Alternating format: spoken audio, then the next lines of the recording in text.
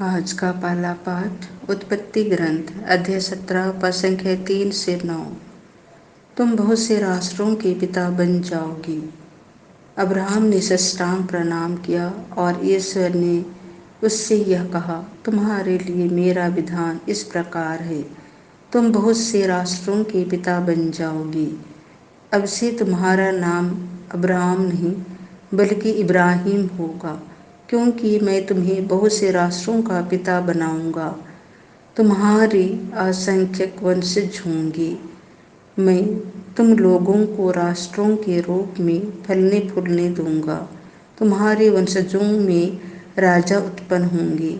मैं तुम्हारे लिए और तुम्हारे बाद तुम्हारे वंशजों के लिए पीढ़ी दर पीढ़ी अपना चिरस्थायी विधान निर्धारित करूंगा। मैं तुम्हारा और तुम्हारे बाद तुम्हारे वंशजों का ईश्वर हूँगा। मैं तुम्हें और तुम्हारे बाद तुम्हारे वंशजों को वह भूमि प्रदान करूँगा जिसमें तुम निवास करते हो, अर्थात कनान का समस्त देश। उस पर सदा के लिए तुम लोगों का अधिकार होगा और मैं तुम्हारे वंशजों का ईश्वर हूँगा। ईश्वर ने इब्राहिम से यह कहा, तुम और तुम्हारे वंशज पीढ़ी दर पीढ़ी मेरे विधान का पालन करो। यह प्रभु की वाणी है।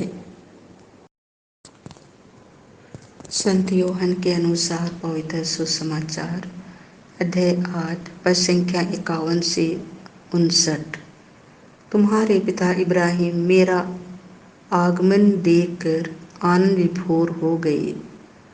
यीशु ने यहूदियों से कहा, मैं तुम लोगों से कह देता हूँ, यदि कोई मेरी शिक्षा पर चलेगा तो वह कभी नहीं मरेगा। यहूदियों ने कहा, अब हमें पक्का विश्वास हो गया है कि तुमको अब दूत लगा है।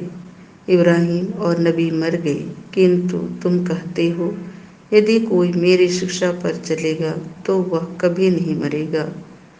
क्या तुम हमारे पिता इब्राहिम से भी महान हो? वह मर गए और नबी भी मर गए। तुम अपने को क्या समझते हो? यीशु ने उत्तर दिया, यदि मैं स्वयं अपने को महिमा देता तो उस महिमा का कोई महत्व नहीं होता। मेरा पिता मुझे महिमान्वित करता है, उसे तुम लोग अपना ईश्वर कहते हो। यद्यपि तुम उसे नहीं जानती, मैं उसे जानता हूँ। यदि मैं कहता हूँ उसे नहीं जानता तो मैं तुम्हारी तरह झूठा बन जाता, किंतु मैं उसे जानता हूँ और उसकी शिक्षा पर चलता हूँ। तुम्हारे पिता इब्राहिम यह जानकर उल्लासित हो गए कि वह मेरा आगमन देखेंगे और वह उसे देखकर आनंद विभोर हो गए। यहूदियों ने उनसे कहा, अब तक तुम्हारी उम्र 50 भी नहीं है, तो तुमने कैसे इब्राहिम को देखा है? यीशु ने उससे कहा, मैं तुम लोगों से कह देता हूँ, इब्राहिम के जन्म लेने के पहले से ही मैं विद्यमान हूँ। इस पर लोगों ने यीशु को मारने के लिए पत्थर उठाए, किंतु वह चुपके से मंदिर से निकल गए। यह प्रभु का सुसमाचार है।